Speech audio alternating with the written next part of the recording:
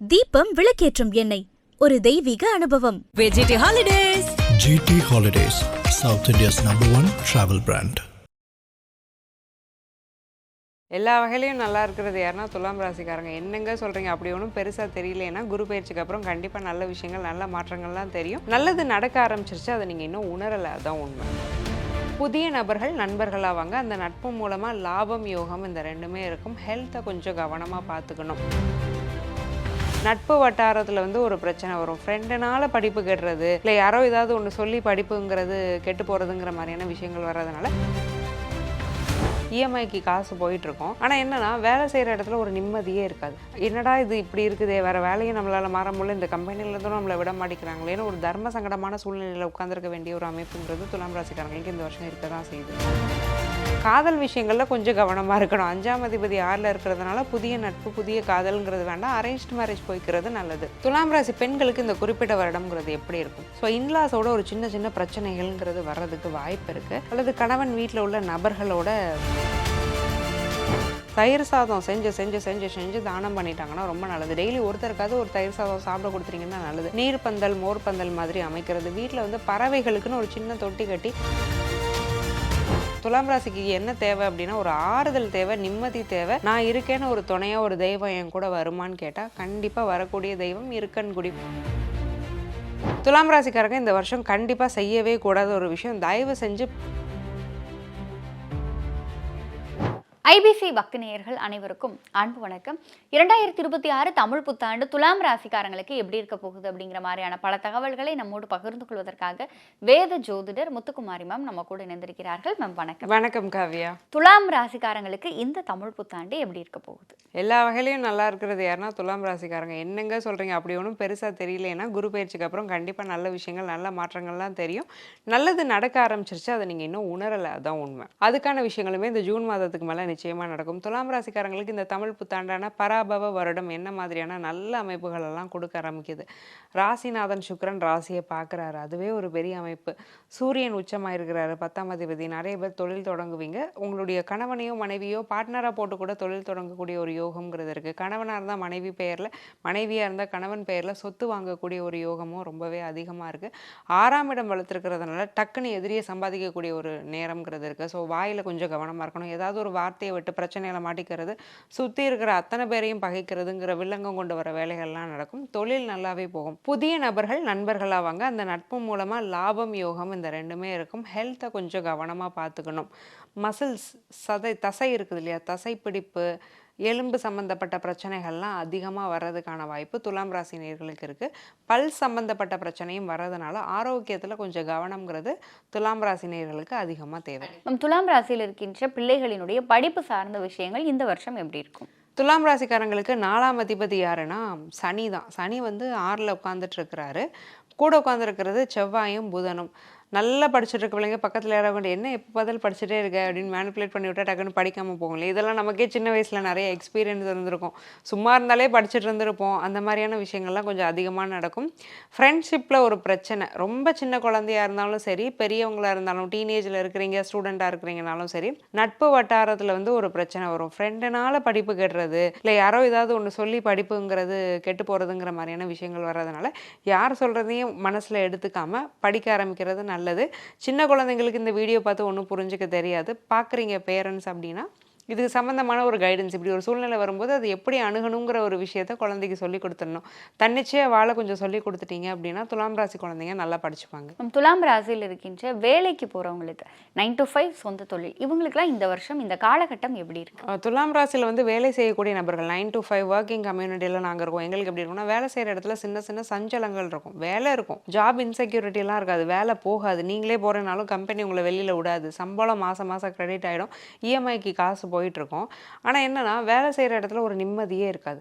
கூட வேலை செய்கிறவங்களால ஒரு தொல்லை, பக்கத்தில் இருக்கிறவங்களால ஒரு பிரச்சனை, யாராவது ஏதாவது சொல்லிகிட்டே இருக்கிறது.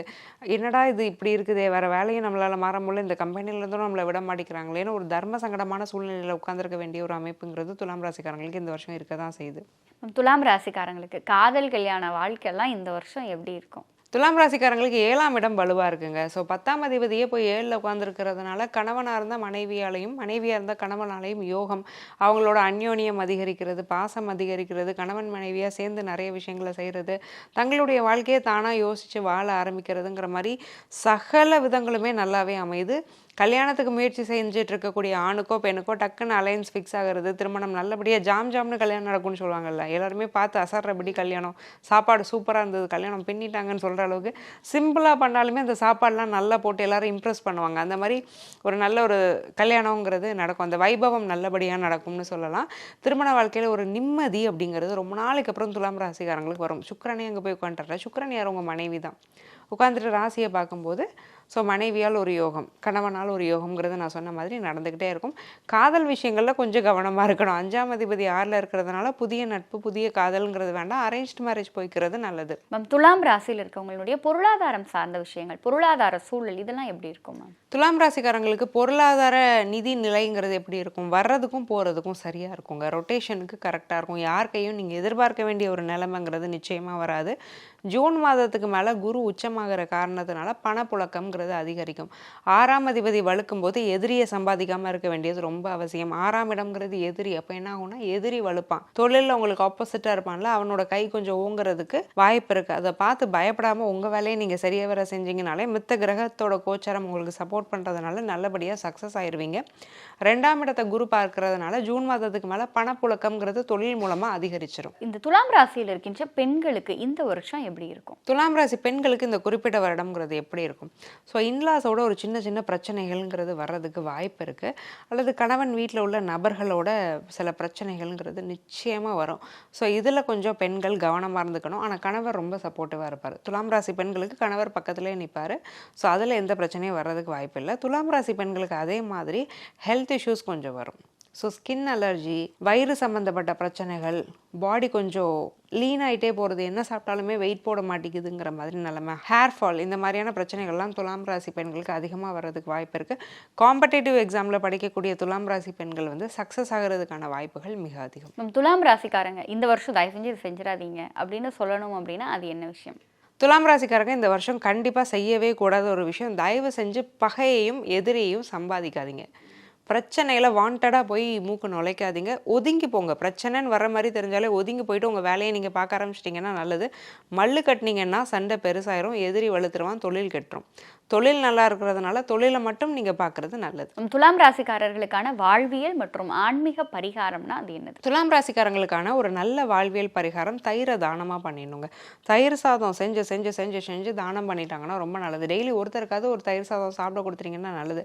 நீர் பந்தல், மோர் பந்தல் மாதிரி அமைக்கிறது. வீட்டில் வந்து பறவைகளுக்குன்னு ஒரு சின்ன தொட்டி கட்டி ஒரு தண்ணியெல்லாம் அதுக்கு டெய்லி ஊற்றி வச்சு பறவைகளோட தாகத்தை தணிக்கிறதுங்கிறது ரொம்ப ஒரு விசேஷமான ஒரு செயல். அதை வந்து பண்ணிக்கிறது நல்லது. பெண்கள்கிட்ட நிறைய பொருட்கள் வாங்குங்க. ராசிநாதன் வந்து சுக்கிரன் தான். ஸ்ட்ரீட் வெண்டார்ஸ் நிறையா இருக்கிறாங்கன்னா, பெண்கள் வியாபாரிகளாக இருக்கிறாங்க இல்லையா, அந்த கடைகளில் போய் நிறைய பொருட்கள் வாங்கினீங்கன்னா அதன் மூலமாக லாபம் யோகம்ங்கிறது நிச்சயமாக. துலாம் ராசிக்காரர்கள் இந்த 2026 தமிழ் புத்தாண்டில் கால் வைக்க வேண்டிய கோயில் அப்படின்னா அது எந்த கோயில்? துலாம் ராசிக்காரங்க இந்த குறிப்பிட்ட வருடம் இந்த கோயிலுக்கு போயிட்டு வரும்போது நிறைய மாற்றங்களும் மன ஆறுதல் முக்கியமாக கிடைக்கும். துலாம் ராசிக்கு என்ன தேவை அப்படின்னா ஒரு ஆறுதல் தேவை, நிம்மதி தேவை. நான் இருக்கேன்னு ஒரு துணையாக ஒரு தெய்வம் என் கூட வருமானு கேட்டால் கண்டிப்பாக வரக்கூடிய தெய்வம் இருக்கன்குடி மாரியம்மன். இங்கே போயிட்டு வந்துடணும். ஏன்னா ராகுவுடைய பிளேஸ்மெண்ட்டுங்கிறது கும்பத்தில் இருக்குது.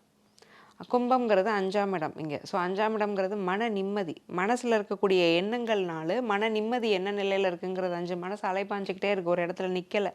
எங்கே போயிட்டு வந்தால் சரியாகும்னா இருக்கன்குடி மாரியம்மனை போய் தரிசனம் செஞ்சுட்டு வந்தால் நல்லாயிருக்கும். விருதுநகர் மாவட்டம் சாத்தூர் பக்கத்தில் இருக்கன்குடி மாரியம்மன் கோவில் அமைஞ்சிருக்கு. இந்த அம்மனை வெள்ளிக்கிழமையில் போய் வழிபாடு செஞ்சுட்டு வர்றதுங்கிறது ரொம்ப நல்லது. துலாம் ராசிக்காரங்களுக்கு இந்த 2026 தமிழ் புத்தாண்டு பலன்களை எங்களோடும் எங்கள் நேயர்களோடும் பகிர்ந்து கொண்டதற்கு நன்றி. நன்றி காவ்யா. பூமேவு சண்முக விலாசமும் மீராறு புருவமும் கிரீடமுடியும் பொட்டுனுதலும் கனக குண்டலமும் அருள் மாறி பொழியும் ஈராறு விழியும் மாமேவு செம்பவள வாய்மந்த காசமும் மாலையணியும் கழுத்தும் வாகு கேயூரமும் ஈராறு புயமும் கையும் வடிவேலும் அபயகரமும். தீபம் விளக்கேற்றும் எண்ணெய், ஒரு தெய்வீக அனுபவம். வெஜிடி holidays GT Holidays, South India's #1 travel brand.